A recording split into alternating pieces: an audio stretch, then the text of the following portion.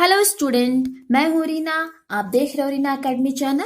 आप सभी का मेरे चैनल पर स्वागत है। मैं अपने आज के इस वीडियो में आपके लिए लाई हूँ एनसीईआरटी क्लास 5 हिंदी पुस्तक रिमझिम का लेसन नंबर 11 यानी पाठ 11, जिसका शीर्षक है चावल की रोटियां। स्टूडेंट, ये एक नाटक है। इसको लिखा है पी ओम खान जी ने और हिंदी में इसका अनुवाद किया है श्री मस्तराम कपूर जी ने। तो बच्चों, जैसा कि एक नाटक है ये, आइए सबसे पहले इस नाटक के हम पात्र को जान लेते हैं, इसके पात्र से परिचय कर लेते हैं। इस नाटक में कोको मुख्य भूमिका में 8 साल का एक बर्मी लड़का है। निनी, तिनसु, मिमी ये तीनों कोको के दोस्त हैं। निनी और तिनसु ये दोनों लड़के हैं और मिमी 7 साल की बर्मी लड़की है, कोको की दोस्त है। और उबातुन जो है वो जनता की दुकान का प्रबंधक है। तो बच्चों, ये है इस नाटक के पात्र। तो आप सभी अंत तक इस वीडियो के साथ बने रहिए। इस वीडियो के अंत तक आपको इस नाटक का संपूर्ण सारांश और प्रश्न अभ्यास देखने को मिलेगा। एक दिन जो है कोको अपने माता पिता के खेत पर जाने के बाद उठता है, तो माँ की अनुपस्थिति में उसे घर की देखभाल करनी थी। उसकी माँ ने कोको के लिए चावल की रोटियां बनाकर अलमारी में रख दी थी और कोको को चावल की रोटियां बहुत पसंद थी। जब कोको देखता है कि उसकी माँ ने नाश्ते में उसके लिए चावल की रोटियां बनाई हैं, तो वो झट से उठकर बैठ जाता है उन्हें खाने के लिए। लेकिन तभी दरवाजे पर किसी की दस्तक सुनाई देती है और वह दरवाजा खोलने से पहले रोटियों को छिपा देता है। फिर दरवाजा खोलता है तो दरवाजे पर निनी होता है। तो निनी ने पूछा, तुम दरवाजा खोलने में इतनी देरी क्यों लगाई? तो कोको झूठ बोलता है और वो कहता है कि मैं नाश्ता करके हाथ मुंह धो रहा था, इसलिए मुझे देरी हो गई। निनी जो था वो रेडियो पर परीक्षा संबंधी सूचना के बारे में जानकारी लेने के लिए आया था कोको की रेडियो पर। लेकिन कोको ने रेडियो के पीछे ही रोटियां छिपा रखी थी। इसलिए कोको ने बहाना बनाते हुए कहा कि उसका रेडियो खराब है और उसकी रेडियो से करंट मारता है। उसी रेडियो जो छूता है उसे करंट लगने लगता है। और जो निनी था कोको का फ्रेंड, उसे ये न्यूज जो थी परीक्षा संबंधी जो खबर थी उसे जरूर सुनना था। इसलिए वह तुरंत जो है तिनसु के घर चला जाता है। तो कोको जो है वो राहत की सांस लेता है और फिर से वो अपनी चावल की रोटियां बैठकर खाने के लिए जाता है कि तभी फिर से दरवाजे पर दस्तक सुनाई देती है और वह दरवाजा खोलता है। तो इस बार जो मिमी होता है, तो मिमी भी जो है, सॉरी बच्चों, मिमी होती है उसकी दोस्त मिमी। तो मिमी भी जो है निनी की तरह पूछ बैठती है कि तुम जो है इतनी देरी क्यों लगा दी दरवाजा खोलने पर? तो कोको जो है फिर से बहाना बना दिया और जो है कि मिमी उससे कहती है कि तुम्हारे माता पिताजी मुझे अभी अभी मिले थे और तुम्हारी माँ ने मुझे बताया कि उन्होंने तुम्हारे लिए कुछ चावल की रोटियां बनाकर रखी है। तो कोको तपाक से बोलता है, रोटियां थी तो, परंतु मैंने सब खा ली। तो मिमी कहती है, अकेले अकेले खाना बहुत बुरी बात है। मेरी माँ ने मुझे 4 केले के पापड़ दिए थे, तो मैं 2 तुम्हारे लिए लाई हूँ और 2 खुद अपने लिए। तो चावल की रोटियों के साथ केले के पापड़ का नाश्ता बहुत अच्छा होता है, यही सोचकर मैं तुम्हारे पास पापड़ लेकर आई हूँ। खैर, तुम्हारा पेट तो बहुत भरा हुआ है, तुम तो कुछ खा नहीं सकते। चलो कोई बात नहीं, अब मैं ही ये पापड़ खा लेती हूँ। और वो कोको से चाय मांग करके पापड़ के साथ पापड़ खाते हुए चाय पीने लगती है। तो जो है मिमी को गुड़ गुड़ की आवाज सुनाई देती है। तो वो कोको से पूछती है, ये तुम्हारे पेट से गुड़ गुड़ की आवाज क्यों आ रही है? तो कोको झूठ बोलता है और कहता है कि हमारे घर में चूहा घुस आया है और वह यही आवाज वो कर रहा है। तभी फिर दरवाजे पर दस्तक होती है और जो मिमी बोलती है कि कोको तुम आराम से बैठो क्योंकि तुम्हारा पेट बहुत भरा है, मैं दरवाजा खोलती हूँ। और दरवाजा खोलने पर इस बार तिनसु होता है और वह गेंदे के फूलों का जो है गुच्छा लेके आता है। कोको को देखकर तिनसु बोलता है, क्या बात है कोको, आज तुम्हारी तबीयत खराब है क्या? तो मिमी बोलती है, नहीं नहीं, तबीयत नहीं खराब है, बस इसने आज नाश्ते में चावल की रोटियां कुछ ज्यादा ही खा लिया है, इसीलिए। तो मिमी जो है तिनसु को केले के पापड़ और जो है चाय देती है, तो तिनसु खाने लगता है। तिनसु खुश होकर कहता है कि मेरी खुशकिस्मती कि मैं इस समय यहाँ पर आया। तो कोको स्वगत यानी खुद से बातें करते हुए कहता है, तुम्हारी खुशकिस्मती और मेरी बदकिस्मती। फिर कोको अपने मन में सोचता है कि मिमी और तिनसु एक एक पापड़ खा लेंगे और मेरे लिए तो एक आध छोड़ ही जाएंगे। लेकिन ऐसा होता नहीं है। और जो तिनसु ने गेंदे के फूल को लाया था तो वो उसे फूलदान में लगाना चाहता है, लेकिन कोको उसे रोक देता है क्योंकि उसने उसी फूलदान में उस रोटियों को छिपाया था। फिर दरवाजे पर फिर से दस्तखत होती है और इस बार कोको दरवाजा खोलता है और उबातून जो दुकान का प्रबंधक है वो रहता है दरवाजे पर। उबातून कहता है कोको से कि तुम्हारी माँ हमारी दुकान से एक फूलदान लाई थी। वे नीला फूलदान चाहती थी, लेकिन उस समय मेरे पास नीले कलर का नहीं था, अतः वे गुलाबी फूलदान लेकर आई हैं। तो अब मेरे पास नीला फूलदान आ गया है, तो मैं उसे बदलने के लिए आया हूँ। इतना कहकर उबातून गुलाबी फूलदान उठाकर उसकी जगह पे नीला फूलदान रख देता है। और मिमी जो है उबातून को भी केले का पापड़ खिलाती है और चाय पिलाती है। और उबातून जो है कोको के चावल की रोटियों के समेत फूलदान को लेकर के चला जाता है वहां से। कोको को इस बात का बहुत दुख होता है क्योंकि वो अपनी चारों रोटियां अकेले खाने के चक्कर में खुद ही भूखा रह गया, उसको एक भी रोटियां नहीं मिली। तो बच्चों, इस नाटक से हमको ये सीख मिलती है कि हमें कभी भी किसी से झूठ नहीं बोलना चाहिए और कभी भी ऐसा नहीं सोचना चाहिए कि ये मेरा पूरा अकेले का है। हमें जो भी चीजें मिलती है खाने पीने के लिए, हमें सदैव अपने दोस्तों के साथ मिल बांट के उसको खाना चाहिए, नहीं तो जो अंजाम बहुत खराब होता है। जैसा कि अभी हमने इस नाटक में देखा कि जो कोको नाम का लड़का था वो जो है मिमी, तिनसू, नीनी मतलब सबसे झूठ बोलता है चावल की रोटियों के लिए। और लास्ट में क्या होता है? लास्ट में होता है कि उबातून जो दुकान का प्रबंधक है वो आता है और उस फूलदान में जिसमें उसने चावल की रोटियों को छुपा कर रखा था, फूलदान समेत चावल की रोटियों को लेकर वो वहां चला जाता है और बेचारा कोको भूखा ही रह जाता है। अगर वो सच बोलता तो उसके साथ ऐसा नहीं होता ना। तो बच्चों, ये रही इस नाटक का पूरा सारांश। अब हम इस नाटक के प्रश्नाभ्यास को कर लेते हैं। नाटक की बात। नाटक में हिस्सा लेने वाले को पात्र कहते हैं। जिन पात्रों की भूमिका महत्वपूर्ण होती है उन्हें मुख्य पात्र, और जिनकी भूमिका ज्यादा महत्वपूर्ण नहीं होती है उन्हें गौण पात्र कहते हैं। तो बताओ, इस नाटक में कौन कौन मुख्य और गौण पात्र है? तो इसका उत्तर हम लिखेंगे बच्चों। इस नाटक में कोको, मिमी, तिनसू मुख्य पात्र हैं, वही नीनी, उबातून और कोको के माता पिता जो है वो गौण पात्र हैं। अब नेक्स्ट प्रश्न है, पात्रों को जो बात बोलनी होती है उसे संवाद कहते हैं। क्या तुम किसी एक परिस्थिति के लिए संवाद लिख सकती हो? इसके लिए तुम टोलियों में भी काम कर सकती हो। उदाहरण के लिए खो खो या कबड्डी जैसा कोई खेल खेलते समय दूसरे दल के खिलाड़ियों से बहस।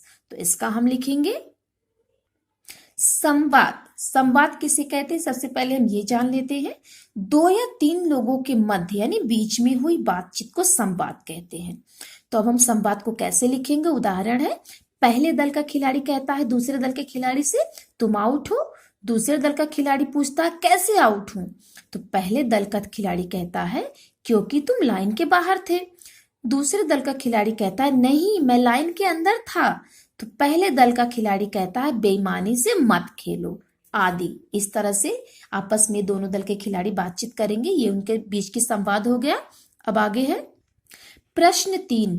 क्या आपने कभी कोई चीज या बात दूसरों से छिपाई है या छिपाने की कोशिश की है? तो उस समय क्या क्या हुआ था? तो बच्चों, इसका उत्तर लिखूंगी मैं। एक बार मेरी एक दोस्त ने मुझसे मेरी मनपसंद कहानी की किताब मांगी, लेकिन मैंने वो किताब पूरी पढ़ी नहीं थी। तभी मैं वो किताब देना नहीं चाहती थी। मैंने बहाना बनाया कि वो किताब कहीं गुम हो गई है, मिल नहीं रही है। मैंने वो किताब अपने स्कूल बैग में छिपा कर रखी थी। तभी मेरी दोस्त बोली, ठीक है, आओ पढ़ाई करते हैं।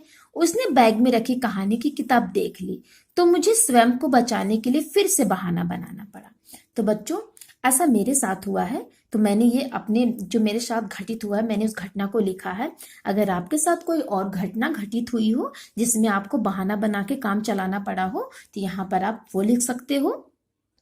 नेक्स्ट प्रश्न है, कहते हैं एक झूठ बोलने के लिए 100 झूठ बोलने पड़ते हैं। क्या तुम्हें कहानी पढ़कर ऐसा लगता है? कहानी की मदद से इस बात को समझाओ। तो इसका उत्तर हम लिखेंगे हाँ, यह बात बिल्कुल सत्य है। कि एक झूठ बोलने के लिए 100 झूठ बोलने पड़ते हैं। प्रस्तुत नाटक में कोको चावल की रोटियों को की लोभ में सभी से झूठ बोलता है, लेकिन अंत में उसे वह रोटियां मिलती भी नहीं है और वह भूखा ही रह जाता है। इसलिए बच्चों हमें झूठ नहीं बोलना चाहिए। अब नेक्स्ट है एक चावल कई कई रूप। कोको की माँ ने उसके लिए चावल की रोटियां बनाकर रखी थी। भारत के विभिन्न प्रांतों यानी विभिन्न जो प्रदेश होते हैं, चावल अलग अलग तरीके से इस्तेमाल किया जाता है, भोजन के हिस्से के रूप में भी और नमकीन और मीठे पकवान के रूप में भी। तो तुम्हारे प्रांत में चावल का इस्तेमाल कैसे होता है, घर में बातचीत करके पता करो और एक तालिका बनाओ। कक्षा में अपने दोस्तों की तालिका के साथ मिलान करो तो पाओगे कि भाषा, कपड़ों और रहन सहन के साथ साथ खान पान की दृष्टि से भी भारत अनूठा है। तो बच्चों सबसे पहले इसमें हम लिखेंगे कि हमारे प्रांत में चावल का इस्तेमाल कैसे होता है। तो आइए इसका उत्तर हम लिखेंगे। मेरे घर में चावल का प्रयोग निम्नलिखित रूप में होता है, जैसे सादे चावल, मीठे चावल, बिरयानी, पुलाव, रोटियां, नमकीन, पापड़, पकौड़ी, खीर, इडली, डोसा तथा खिचड़ी बनाने में। यानी बच्चों जो हमारा प्रदेश है, मेरे प्रदेश में जो है चावल को इतने रूपों के लिए इस्तेमाल किया जाता है। तो ये रहा हमारा जो है चावल के का जो प्रयोग हम करते हैं वो। तो अब इस तालिका को जो भी आपने बनाया, इस तालिका को अपनी कक्षा में अपने दोस्तों की तालिका के साथ आप मिलान करिए, तो आपको उसमें जो है काफी डिफरेंस देखने को मिलेगा। अब नेक्स्ट है, अपनी तालिका में से चावल से बनी कोई एक खाने की चीज बनाने की विधि पता करो और उसे नीचे दिए गए बिंदुओं के हिसाब से लिखो। जैसे क्या सामग्री लगेगी उस चीज को पकाने में, तैयारी क्या करनी है, उसकी विधि क्या है। तो हम आज लिखेंगे चावल से पुलाव बनाने की विधि। तैयारी व सामग्री है चावल 1 कप भिगा हुआ, 2 लौंग, हरी मटर आधा कप, दालचीनी का 1 छोटा टुकड़ा, 1 मध्यम आकार की प्याज बारीक कटी हुई, आधा चम्मच अदरक लहसुन का पेस्ट, 1 हरी मिर्च बारीक कटी, आधा बड़ा चम्मच तेल, आधा चम्मच घी, 2 कप पानी और नमक स्वाद अनुसार। तो बच्चों ये है टोटल सामग्री और हमारी तैयारी। अब आगे हम इसको कैसे बनाएंगे उसकी विधि है। एक कढ़ाई या पैन लेंगे और उसे मध्यम आंच पर रखकर तेल और घी डालकर उसको गर्म करेंगे। तत्पश्चात यानी गर्म होने के बाद तेल को उसमें दालचीनी और लौंग डालेंगे। जब लौंग फूटने लगे तब अदरक लहसुन का पेस्ट, हरी मिर्च और प्याज, जो कटी हुई मिर्च और प्याज थी उसको डालकर तेल के अंदर उसको हल्का गुलाबी होने तक भूनेंगे। फिर भीगा चावल और हरी मटर के दाने डालकर मिलाएंगे और मिल जाने पर उसमें 2 कप पानी और नमक डालकर इसको पकने देंगे। उबाल आने पर जो है आंच कम करके 10 मिनट के लिए ढककर पका लेंगे। और जब पुलाव पककर तैयार हो जाएगा तो उसको सर्विंग बाउल में निकालेंगे और दाल फ्राई के साथ इसको सर्व करें। तो बच्चों ये थी चावल से पुलाव बनाने की विधि। अब नेक्स्ट है, कोको के माता पिता धान लगाने के लिए खेतों में गए। कोको की माँ ने उसके लिए चावल की रोटियां बनाई। तो एक ही चीज के विभिन्न रूपों के अलग अलग नाम हो सकते हैं। नीचे ऐसे कुछ शब्द दिए गए हैं, उनमें अंतर बताओ। शब्द है चावल, धान, भात, मुरमुरा, चिवड़ा। तो इसका हम अर्थ बताते हैं आपको। चावल, धान से निकला दाना चावल कहलाता है। धान, छिलका चढ़ा चावल धान कहलाता है। भात, पका हुआ चावल भात कहलाता है। मुरमुरा, धान को जब भाण में भूना जाता है तो वह मुरमुरा बन जाता है। चिवड़ा, धान को भिगाकर कूटने से चिवड़ा बनता है। ठीक है बच्चों। अब नेक्स्ट है साबुत दाल, धुली दाल, छिलका दाल। इसका अर्थ है दाल का पूरा खड़ा दाना जो होता है, खड़ी दाल, उसको साबुत दाल कहते हैं। धुली दाल, बिना छिलके की दाल को धुली दाल कहते हैं। और छिलका दाल, जो छिलके वाली दाल होती है जिसमें छिलका लगा रहता है उसको छिलका दाल बोलते हैं। नेक्स्ट है गेहूं, दलिया, आटा, मैदा, सूजी।